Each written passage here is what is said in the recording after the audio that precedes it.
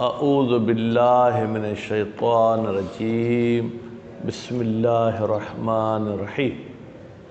ہماری گفتگو مغنی الادیب کے تیسرے باب میں، ٹھیک ہے، تیسرے باب کا عنوان موضوع کیا ہے؟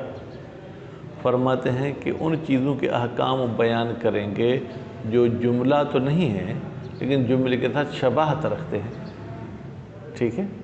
وہ کون سی چیزیں ہیں؟ غالباً وہ دو چیزیں بتائی جاتی ہیں، ظرف اور جار مجرور، ٹھیک ہے۔ تو ان کے بارے میں ہماری گفتگو ہوگی، اور ساتھ ساتھ میں ظرف اور جار مجرور کا تعلق بھی کسی کے ساتھ ہوتا ہے۔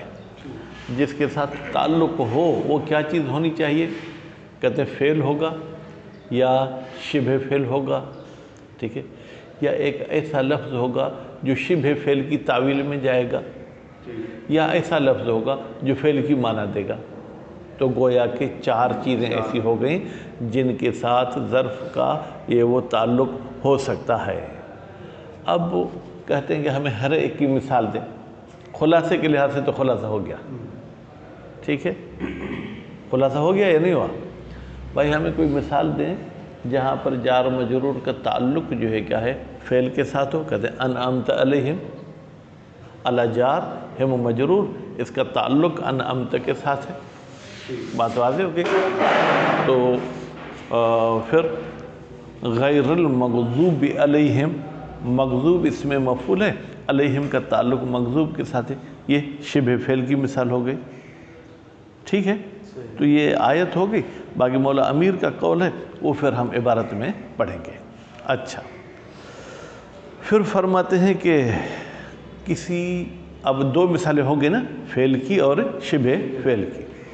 فرماتے ہیں آپ کوئی ہمیں ایسی مثال دیں جو شبہ فعل کی معنی دیتا ہو، خود شبہ فعل نہیں ہے لیکن شبہ فعل کی معنی دیتا ہو۔ کہتے ہیں جی ہاں، وَهُوَ الَّذِي فِي السَّمَاءِ إِلَٰهٌ وَفِي الْأَرْضِ إِلَٰهٌ، ٹھیک۔ اب فی السماء جار مجرور ہے، فی الارض بھی جار مجرور ہے، اس کا تعلق کس کے ساتھ ہے؟ الہٌ کے ساتھ۔ کہتے ہیں الہٌ تو شبہ فعل نہیں ہے، نہ اس میں فاعل ہے نہ اس میں مفعول ہے۔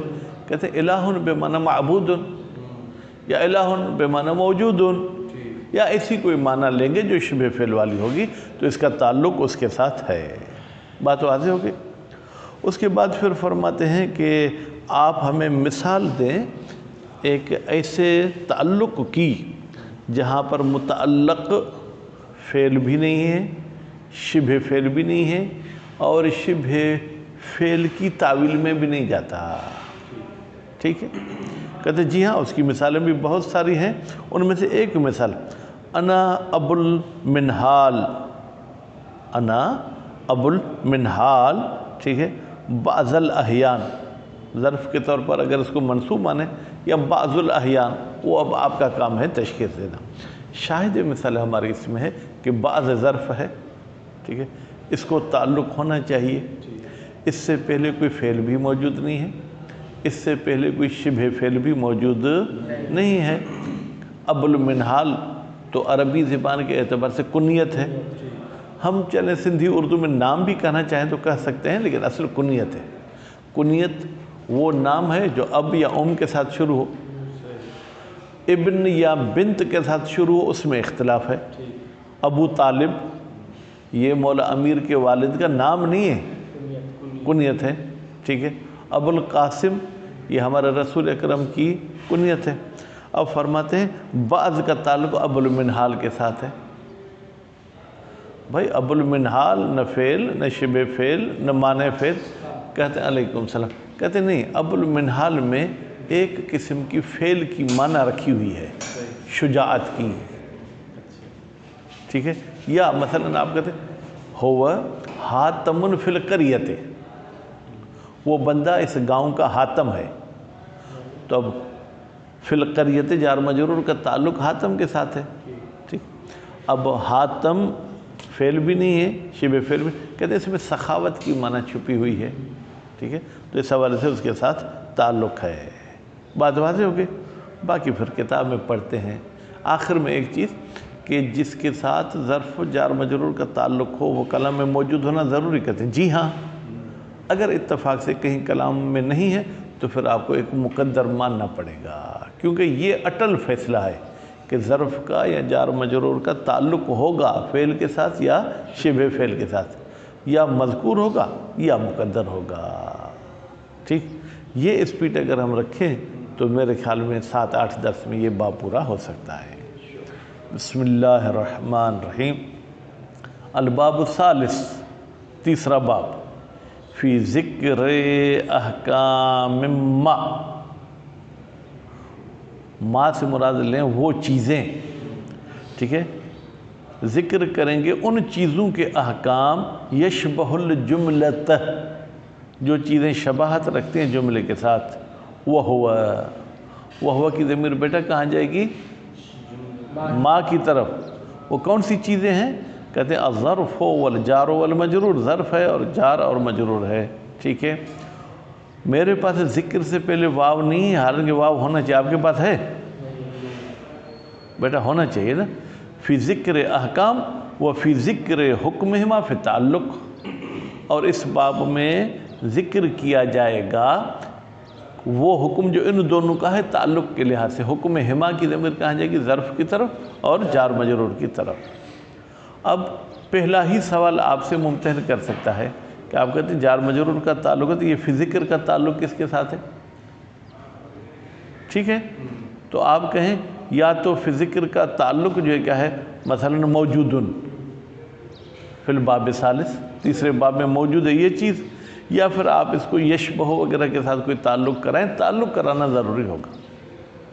لابد، ضروری ہے، من تعلق ہما، ظرف اور جار مجرور کا تعلق رکھنا بالفعل، فعل کے ساتھ، ٹھیک ہے، او ما، یا ایسی چیز کے ساتھ تعلق ہو یشبہ الفعل، جو چیز فعل کے ساتھ شباہت رکھتی ہے، او ما، یہ تیسری صورت، یا ایسی چیز کے ساتھ تعلق ہو اول، اس چیز کی تعویل کی جائے بے ما، ایک ایسی معنی میں، یشبہ ہو، یشبہ ہو کی ضمیر کہاں جائے گی بیٹا؟ نہیں، شبہ فعل، جو شبہ فعل کے ساتھ شباہت رکھتا ہے۔ کیا اب یہ گم ہو گئے؟ اچھا، او یہ چوتھی صورت بیٹا، یا تعلق ہو ما ایک ایسی چیز کے ساتھ یشیر الی معنی الفعل، جو شباہت رکھتا ہے فعل کی معنی کے ساتھ۔ بیٹا یا آپ اس سے پہلے والے جملے کا یوں ترجمہ کریں، او ما تعلق ہو ایک ایسے اسم کے ساتھ اول، جس کو تعویل میں لیا جائے بے ما، اس ما سے مراد جو ہے کہ شبہ فعل ہے، ٹھیک ہے، یشبہ ہو کی ضمیر بھی جائے گی فعل کی طرف، وہ شباہت رکھنے والا جو شباہت رکھتا ہے فعل کے ساتھ، یعنی ڈائریکٹ فعل کی معنی نہیں دے گا، شبہ فعل کی معنی دے گا۔ فَإِنَ لَمْ يَكُنْ شَيْءٌ مِّنْ هَذِهِ الْأَرْبَعَةِ مَوْجُودًا، اگر ان چار میں سے کوئی ایک بھی جملے میں موجود نہ ہو، قدر، قدر کی ضمیر کہاں جائے گی؟ قدر شیء من هذه الاربعة، ان چار میں سے کسی ایک کو تقدیر میں رکھا جائے گا۔ وہ پھر جملے کے معنی کو مد نظر رکھیں گے کہ کس کے ساتھ معنی مناسب رہتی ہے۔ کما سیاتی، جیسے کہ یہ عنقریب بحث آئے گی۔ مثال تعلق بالفعل و شبہ الفعل، جناب ہم مثال دیتے ہیں جہاں پر جار مجرور کا تعلق فعل کے ساتھ ہو اور شبہ فعل کے ساتھ ہو۔ سورہ حمد ہر روز آپ پڑھتے ہیں، انعمت علیہم، علی جار ہم مجرور، اس کا تعلق انعمت کے ساتھ ہے۔ پھر غیر المغضوب علیہم، اس علیہم کا تعلق مغضوب کے ساتھ، یہ شبہ فعل ہے، ٹھیک۔ و قول امیر المؤمنین علیہ الصلاۃ والسلام، قول کیوں ہوگا بیٹا؟ اوپر قول، جی، مثال تعلق بالفعل و شبہ قولہ تعالی، مثال مبتدا قولہ تعالی اس کی خبر، تو وہ مرفوع ہوگا۔ یہ بھی قول خدا پہ عطف ہو رہا ہے تو یہ بھی مرفوع ہونا چاہیے۔ وَأُرْعِدَتِ الْأَسْمَاءُ، اُرْعِدَت کو بیٹا واحد مؤنث کا صیغہ مانے، ٹھیک ہے، اسماء اس کا فاعل ہے، ٹھیک ہے، اسماء جمع ہے اس لیے اس کے لیے واحد مؤنث کا فعل استعمال ہو سکتا ہے، ٹھیک ہے۔ اسماء الزبرتہ الداعی الی فصل الخطاب، شاہد مثال ہماری اس میں ہے بیٹا الی جار فصل مجرور، اس کا تعلق داعی کے ساتھ ہے۔ داعی جو ہے کیا ہے، یہ فعل نہیں ہے بلکہ یہ شبہ فعل ہے، ٹھیک ہے۔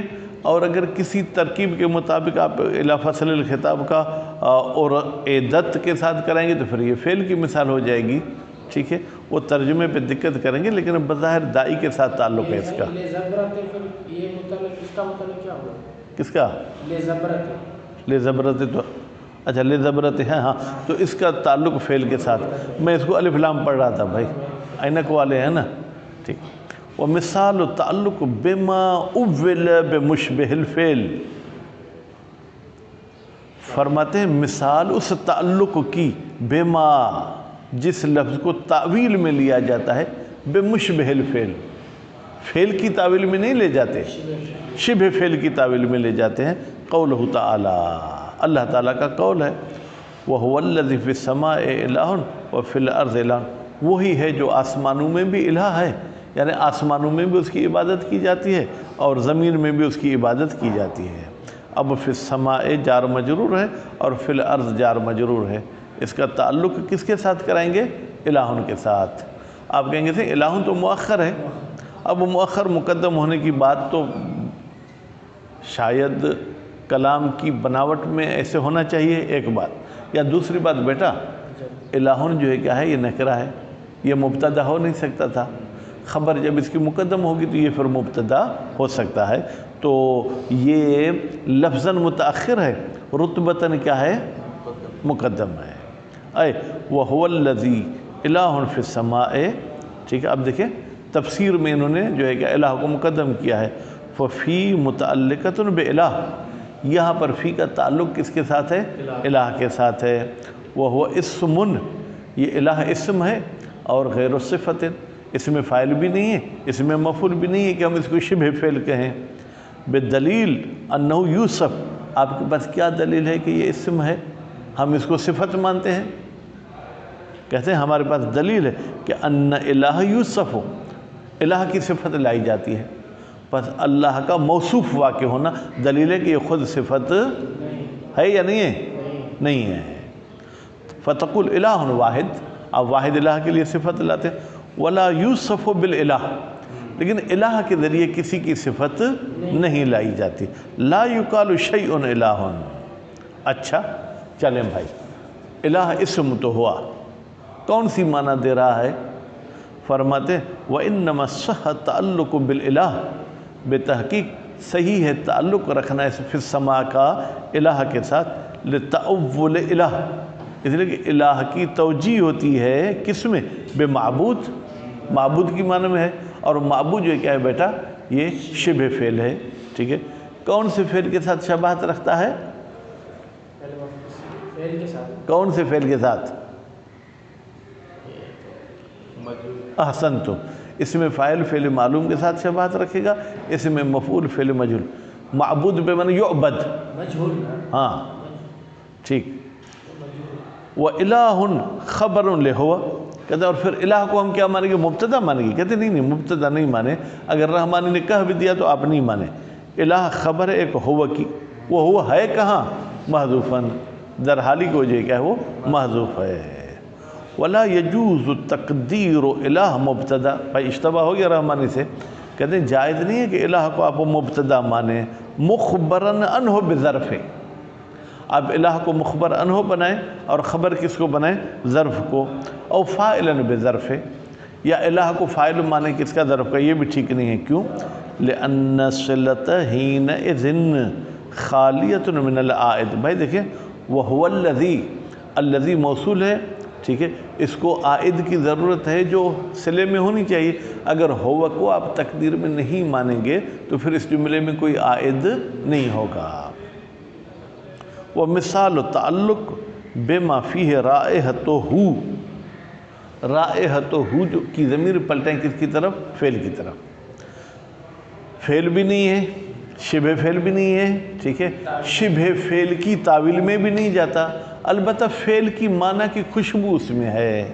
ٹھیک، جیسے ابو المنہال کا قول ہے انا ابو المنہال، ٹھیک ہے، بعض الاحیان، ٹھیک ہے بھائی، یا بعض الاحیان. یہ اب شاہد مثال یہ ہے کہ ابو المنہال ویسے تو بیٹا یہ کیا ہے؟ اسم ہے، کیونکہ کنیت ہے اور یہ اسم ہے، ٹھیک ہے، لیکن یہ بندہ جو ہے اپنی تعریف کر رہا ہے کہ میں بعض زمانوں میں شجاعت میں ابو المنہال ہو جاتا ہوں. لیس علی حسبی بذعلان، میرا پھر قبیلہ، میرا حسب نسب بھی میری چوکیداری نہیں کرتا، بلکہ میں خود مرسمن ہوں. ٹھیک ہے، تو اب یہاں پر کہتے ہیں یہ شجاعت والی معنی کی اس میں بو آ رہی ہے، اس لیے بعض کا اس کے ساتھ تعلق ہے. پھر اس کے لیے دوسری مثال شاعر نے کہا النبن مأویت اذا جد نقر وجاءت الخیل اساسی زمر. میں معاویہ کا بیٹا ہوں، معاویہ نہیں بیٹا، ٹھیک ہے، معاویہ، ٹھیک ہے، عین نہیں ہے، میں اس کا بیٹا ہوں. اس ظرف ہے، اس ظرف کو تعلق کی ضرورت ہے. اس کا تعلق کس کے ساتھ ہے؟ ابن معاویہ کے ساتھ ہے. یعنی کیا؟ یعنی میں بھی مثلا سخی ہوں یا میں بھی شجاع ہوں. ٹھیک ہے، وہ آپ اس جب اس نے شعر کہا تھا، دیکھیں آیا میدان جنگ تھا، جھگڑے کا ماحول تھا، تو شجاعت کی معنی ملیں گے. اگر غربت کا زمانہ تھا، جیسے ابھی سیلاب وغیرہ آیا ہے، تو پھر سخاوت کی معنی لیں گے. ٹھیک، تو کہتے ہیں کہ اذا جد نقر، اذ جد نقر. نقر کس سے کہتے ہیں بیٹا؟ جو گھوڑے کو روکنے کے لیے آواز لگائی جاتی ہے. ہر جانور کو روکنے کے لیے جو ہے کیا ہے، وہ کوئی آواز ہوتی ہے. اب میرا بھی بنیادی حوالے سے تو تعلق گاؤں کے ساتھ ہے، ٹھیک ہے، لیکن اکثر ہم کشاورزی اور زراعت کام کرتے تھے، تو مجھے پتہ ہے کہ بیل کو کیسے روکتے ہیں. کیسے روکتے ہیں بیل کو؟ ٹھیک، بیل اگر چلتا ہو نا تو اس کے رسی کو تھوڑا سا کھینچ کے پھر ایسے کریں گے تو بیل رک جائے گا. ٹھیک ہے، اسی طریقے سے اونٹ کو جب زمین پہ بٹھاتے ہیں تو اس کے نکیلی کو تھوڑا سا جو ہے کیا ہے وہ ہلا کے بولے ہوش ہوش، وہ اونٹ بیٹھ جائے گا. ٹھیک، تو اسی طریقے سے کہتا ہے کہ جب گھوڑوں کو روکنے کی آواز آئے وجاءت الخیل اسابیہ، اور گھوڑے جو ہے کیا ہے وہ ٹولے کی صورت میں، ایک گھوڑا نہیں ہو، بہت سارے گھوڑے ہوں، تو پھر زمر کا ترجمہ میرے ذہن میں نہیں ہے. شاہد مثال بیٹا ہماری اس میں ہے کہ فتعلق بعض پہلی مثال میں، وہ جو ابو المنہال والی تھی، وَإِذْ، اور اذ اس دوسرے شعر میں بالاسمین العلمین. ان کا تعلق کس کے ساتھ ہے؟ دو اسموں کے ساتھ ہے، جن دو اسموں کی صفت کیا ہے کہ وہ علم ہے. آپ کہتے ہیں یہ علم تو نہیں، کنیہ ہے. بھائی کنیہ بھی کو علم مان لو، ٹھیک ہے، نام تو ہے نا. لا لتأولہما باسم یشبہ الفعل. اب ظرف کی ان دو کے ساتھ تعلق اس وجہ سے نہیں ہے، نہیں کا تعلق میں نے کہا تھا کیا لا سے، اس وجہ سے نہیں ہے کہ یہ دونوں اسم تعویل میں جائیں گے، شبہ فعل کے اسم میں نہیں، تعویل میں نہیں جاتے. بل لما فیہما من معنی قولک، بلکہ اس لیے تعلق ہے کہ فیہما، اس ابو المنہال اور ابن معاویہ میں، من معنی قولک، اس میں آپ کے کہنے والی یہ معنی ہے الشجاع والجواد، یا آپ اس میں شجاع کی معنی لیں یا جواد کی معنی لیں. وَتَقُولُ فُلَانٌ حَاتَمٌ فِي قَوْمِهِ، یا جیسے تم کہتے ہو فلاں تو اپنی قوم میں سے حاتم ہے. ٹھیک، تو فی قومی جار مجرور، اس کا تعلق کس کے ساتھ ہے؟ حاتم کے ساتھ ہے.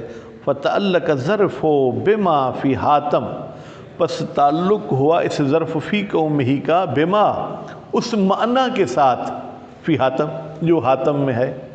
آپ کہیں گے تھے آپ نے معنی کا مطلب کہاں سے نکالا؟ من معنی الجود. مائے موصولہ کی عام طور پر وضاحت میں نے بیان آ کے کرتی ہے، کہتے ہیں جو حاتم میں وہ سخاوت والی معنی رکھی ہوئی ہے، اس لیے اس کے ساتھ ان کا تعلق ہو گیا. وَقَدْ أُجِيزَ فِي قَوْلِهِ تَعَالَى، قد اجیز یعنی کچی بات نہیں ہے، پکی بات ہے کہ اجازت دی گئی ہے اللہ تعالیٰ کے اس قول میں. وَهُوَ اللَّهُ فِي السَّمَاوَاتِ وَفِي الْأَرْضِ يَعْلَمُ سِرَّكُمْ وَجَهْرَكُمْ وَيَعْلَمُ مَا تَكْسِبُونَ.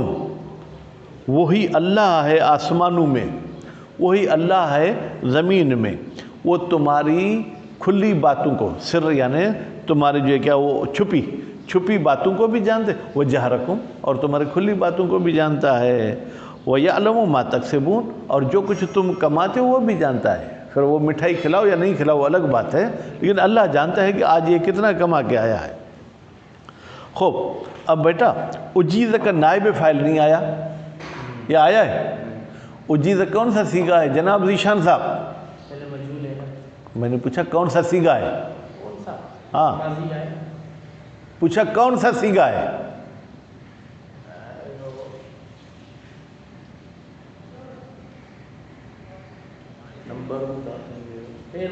ہاں 13واں، یعنی یہ اس کو فعل مضارع مان رہے ہیں۔ ہاں باب کون سا ہے؟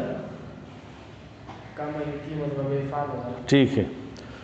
اجیز بیٹا کیا تعلق ہو بسم اللہ تعالی، کہ بھئی یہاں پر فی السماوات جار مجرور ہے، فی الارض بھی جار مجرور ہے، اس کا تعلق کس کے ساتھ ہے؟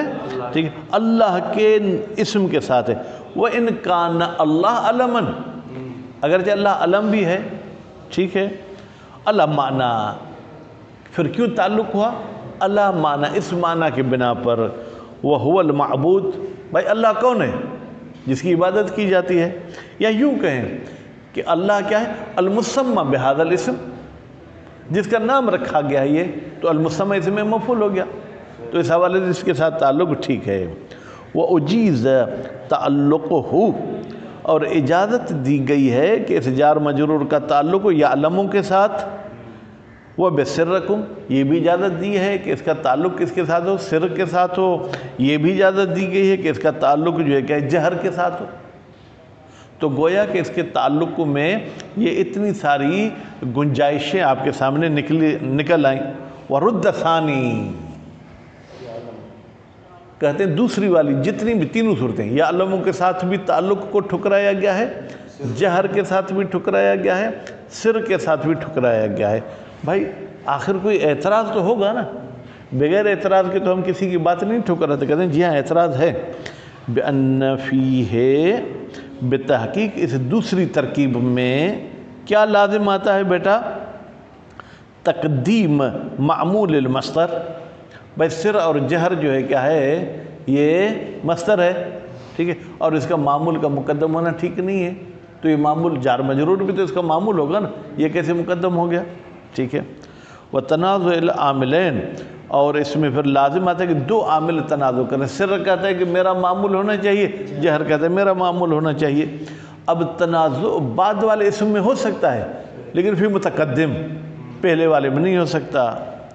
وَلَيْسَ بِشَيْءٍ، مصنف صاحب زندہ باد، کہتے ہیں یہ کوئی اعتراض ہے ہی نہیں، یہ خامخواہ اعتراض کرتے ہیں، کیوں؟